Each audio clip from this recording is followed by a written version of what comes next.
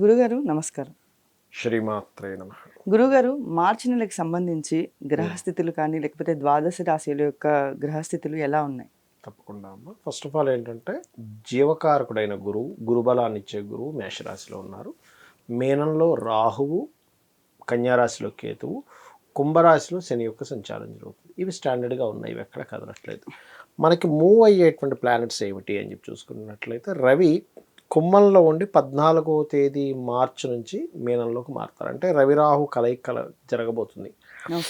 అదేవిధంగా రవి ఈ మాసం అంతా కూడా ఆల్మోస్ట్ ఒక 20 రోజుల పాటు శనిని కంబస్ట్ చేసుకున్నాడు. ఇది చాలా ముఖ్యమైనటువంటి అంశం. అదేవిధంగా మకరంలో కుజుడు శుక్రుడు ఉంటూ ఈ యొక్క శుక్రుడు 7వ తేదీ నుంచి కుంభంలోకి మారుతున్నాడు. బుధుడు రవి శని కలిసి ఉండి ఈ బుధుడు కూడా మనకి 8వ తేదీ నుంచి మీనంలోకి మారుతూ అతను 26వ తేదీ వరకు ఉంటాడు మీన రాశిలో. అంటే దాదాపుగా 8వ తేదీ నుంచి 26వ తేదీ వరకు మీనంలో మనకి బుధుడు నీచబడి ఉంటున్నాడు. ఈ నెల మొత్తము కూడా ముఖ్యంగా తెలుసుకోవాల్సింది ఏంటంటే శని కంబస్ట్ అయ్యాడు, బుధుడు నీచబడ్డాడు, శుక్రకుజుల కలయిక వల్ల ఒక ఫలితము, కన్యారాశిలో కేతు వల్ల ఒక ఫలితం అనేటువంటి జరుగుతుంది. ద్వాదశ లగ్నాల వారికి, లగ్నం తెలియని వారికి రాశి నుంచి కూడా చూసుకోవచ్చు. గురుగారు మార్చి నెలకి సంబంధించి ధనుసు రాశి యొక్క స్థితిగతులు ఎలా ఉన్నాయి? ధనుసు రాశి వారికి కనుక చూసుకున్నట్లయితే అమ్మా, ఈ మాసంలో కాస్త ఉపాసనలు ఏదైనా కొత్తగా క్రియేట్ చేయడానికి చాలా అనుకూలంగా ఉందని చెప్పుకోవచ్చు. అయితే ఈ రాశి వారికి ఆర్థికంగా ఎలా ఉంది గురుగారు? ఆర్థిక స్థానము ధనస్థానంలో కుజుడున్నాడు.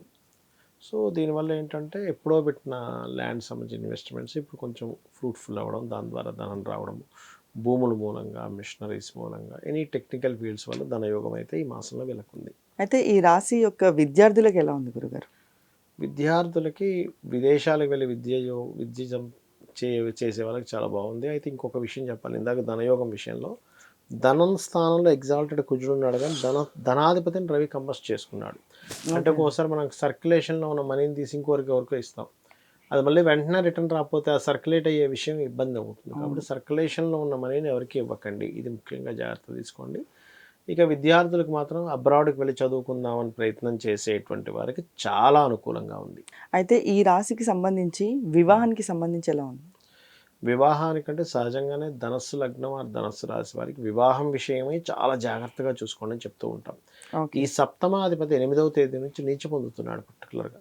కాబట్టి బంధువర్గంలో వాళ్ళతో ఎవరితోనైనా వివాహ సంబంధించిన ప్రయత్నాలు చేసేటప్పుడు పూర్తిగా తెలుసుకొని చేయండి, లేకపోతే వాళ్ళ వల్ల అనవసరంగా ఇబ్బంది వస్తుంది. ఆరోగ్యపరంగా ఎలా ఉంటుంది గురుగారు ఈ రాశి వారికి?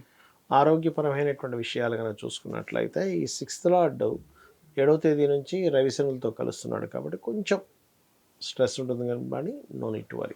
అయితే ఈ రాశి వారికి వృత్తి వ్యాపార పరంగా ఎలా ఉంటుంది గురుగారు? వృత్తిపరంగా అయితే దశమంలో కేతు ఉన్నాడు కాబట్టి ఉద్యోగ సంబంధించిన విషయంలో తొందరపాటు నిర్ణయాలు లాంటివి పనికిరావు ఖచ్చితంగా, అందులో ఎటువంటి సందేహం లేదు. ఇక వ్యాపారాలు తీసుకున్నట్లయితే కొంతవరకు పర్లేదు. అయితే పెట్టుబడులకు సంబంధించి ఎలా ఉంటుంది గురుగారు ఈ రాశి వారికి? పెట్టుబడులకు సంబంధించిన చూసుకున్నట్లయితే మొదటి వారం పెట్టుబడులకు చాలా బాగుంది. మరి సెకండ్ వీక్ థర్డ్ వీక్ ఎలా ఉంటుంది అంటే తర్వాత వెళ్ళి ఆయన సెకండ్ వీక్ కూడా బాగానే ఉంటుంది, but third week fourth week గడుస్తున్న కొద్దీ కొంచెం ఎక్కువ పెట్టుబడులు పెట్టకుండా కొంచెం జాగ్రత్తగా చూసుకోవాలి. అయితే ఈ రాశి వారు తీసుకోవాల్సిన రెమెడీస్ ఏమైనా ఉన్నాయి గురుగారు? ఒకటమ్మా, ఈ రాశి వారు ఎప్పుడైనా సరే లక్ష్మీ నరసింహస్వామి ఆరాధన బ్రహ్మాండంగా పనిచేస్తుంది వీళ్ళకి. రెండవది ఏమిటి అంటే దత్తాత్రేయుడు యొక్క ఆరాధన ఎక్కువగా చేస్తూ ఉండాలి. అయితే గురుగారు చాలా మందికి లగ్నం తెలియదు, రాశి తెలియదు, నక్షత్రం కూడా తెలియదు. అయితే మరి అలాంటి వాళ్ళు ఎలాంటి జాగ్రత్తలు తీసుకోవాలి? ఇప్పుడున్న కండిషన్లో శని భగవానుడు కంబస్ట్ అవుతున్నాడు కాబట్టి ఒకటే చెప్తాను, మీరు ఏదైనా ఒక పని సక్సెస్ అవ్వాలనుకుంటున్నారు, రాశి నక్షత్రం లగ్నం ఏమీ తెలియదు, సింపుల్ సూర్యభగవానుడిని చేసుకోండి. బిజినెస్ పరంగా జాగ్రత్త తీసుకోవాలి ఎవరైనా కానీ. పర్టికులర్గా ఈ సంవత్సరం 3 నెలలు కూడా మనకి కేతు కన్యారాశిలోనే ఉంటాడు. అంటే యూనివర్సల్గా అందరూ కూడా ఎవరికైనా అప్పులు ఇవ్వడం, అప్పు తీసుకోవడం, మనీ ట్రాన్సాక్షన్స్ విషయంలో కొంత జాగ్రత్తగా ఉండాలి. కమ్యూనికేట్ చేసినప్పుడు కొంత జాగ్రత్త వహిస్తూ ఉండాలి ఈ సమయంలో పర్టికులర్గా. ఓకే, అది బాగా గుర్తుపెట్టుకోండి. అండ్ అదేవిధంగా మరొకటి ఏంటంటే వివాహ సంబంధించినటువంటి ప్రయత్నాలు చేసే వాళ్ళు కూడా కొంత జాగ్రత్త వహించాలి ఈ నెలలో పర్టికులర్గా. అయితే ఇప్పుడు ఏమీ తెలియనప్పుడు రెమెడీస్ కూడా ఎట్లా చేసుకోవాలని అడుగుతూ ఉంటాం. ఇక్కడ శని భగవానుడు అందరికీ కర్మకారకుడే. నీకు లగ్నం తెలిసినా తెలియకపోయినా ఎవరికైనా కూడా అందరికీ కర్మకారకుడు ఎవరు, యూనివర్సల్గా కర్మకారకుడు ఎవరంటే శని భగవానుడు. ఆయన స్ట్రక్ అయి ఉంటాడు ఈ మంత్లో చాలా మటుకు.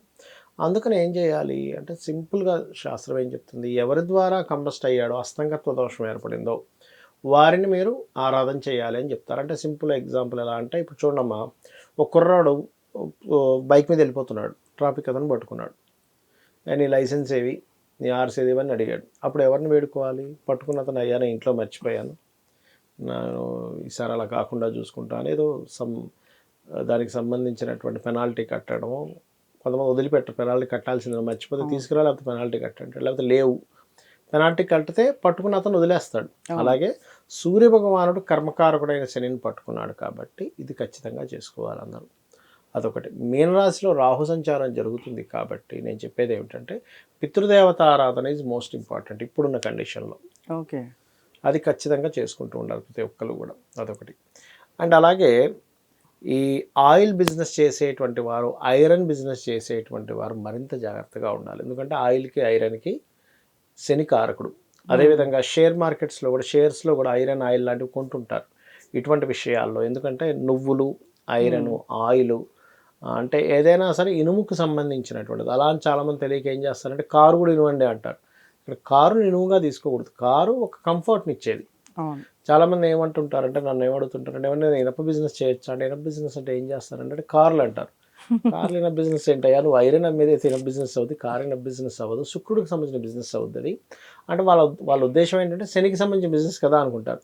అలాంటి అన్నింటిలో ఐరన్ ఉంటుంది. అన్నీ శనేనా కాదు కదా, ఇల్లు కడితే కూడా అందులో కూడా ఐరన్ ఉంటుంది.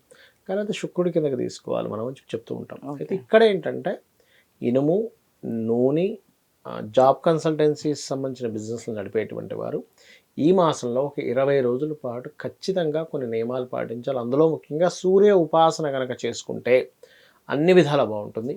దీంతోపాటు గోశాలకు వెళ్ళి గోవులకి గోధుమ రవ్వ ఉంటుంది, గోధుమ రవ్వ తినిపిస్తూ ఉండాలి. అయితే ఇక్కడ ఎంత ఏంటంటే, మనం ఈ గోచార ఫలితాలు ఎంత చెప్పుకుంటున్నా మీ పర్సనల్ చార్ట్ అనేది ఒకటి ఉంటుంది, గుర్తుపెట్టుకోండి. మీ పర్సనల్ చార్ట్లో ధనాధిపతి మహాదశ అద్భుతంగా ఉంది, మీకు ఈ గోచార ఫలితాలు 5 to 10% అది ఇంకా ఆ యోగం ఇచ్చేస్తుంది.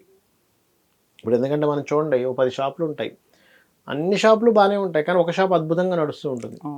ఏమిటి, ఈ మెటీరియల్ ఈ షాప్లో ఉన్న మెటీరియల్ ఈ షాప్లో లేదా, బట్టలు ఉన్నాయి, అంతకంటే ఇంకా అద్భుతమైనవి ఉంటాయి, వాడికి నడదు. అదేమిటండి అంటే, వాళ్ళ గ్రహస్థితి అలా ఉంటుంది, వాళ్ళు సిస్టమేటిక్గా ఉన్నా సరే కొన్నిసార్లు వాళ్ళకున్నటువంటి జన్మజాతకంలో ధనయోగమో, ధనహీనత యోగమో, ఆ రోగం వచ్చే యోగము, లేకపోతే రోగం నయమయ్యే యోగము, ఇన్వెస్ట్మెంట్ చేస్తే అద్భుతంగా వచ్చే యోగం, ఇవన్నీ కూడా మీ జన్మజాతకంలో ఉంటాయి. అవి తెలుసుకొని అడుగు ముందుకు వేయాలి, అన్ని విధాలు బాగుంటుంది.